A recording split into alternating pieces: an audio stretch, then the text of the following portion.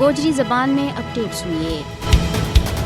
غیر قانونی طور پر بھارت کے زیر قبضہ جموں کشمیر میں کل جماعتی حریت کانفرنس اور دوجا حریت پسند رہنماواں نے آج جمعۃ الوداع بطور یوم کشمیر اور یوم القدس مناؤن کی اپیل کی ہے۔ رمضان المبارک کا آخری جمعہ یوم کشمیر اور یوم القدس مناؤن کو مقصد عالمی برادری نہ جموں کشمیر اور فلسطین کی سرزمین کے اوپر ناجائز قبضہ کا خاتمہ کی یاد دوڑنی ہے۔ آج فلسطینیاں اور کشمیریاں کے نال بھرپور طریقہ سے یکجہتی کو اظہار کیو جا رہی ہے۔ اس موقع پر حریت رہنماواں کو کہنا ہے کہ اسرائیل اور بھارت فلسطینیاں اور کشمیریاں پر ایک طرح کا مظالم کر رہا ہے۔ قابض افواج دنیا کا ان دو خطہ میں نوجوانوں شہید اور گرفتار اور ان کا گھرانہ پان توڑ رہی ہے۔ قابض اسرائیلی فوجی جت مسجد اقصی میں داخل ہو کے مسلمانوں کا قبلہ اول کو تقدس پامال کر رہا ہے تو اتے بھارتی فوجی بھی مقبوضہ جموں کشمیر کی تاریخی مساجد اور درگاہ جندروں لاگ ان کی بے حرمتی کا مرتکب ہو رہا ہے۔ اس ماہ مقدس میں بھی بھارتی اور اسرائیلی صفاق فوجیاں نے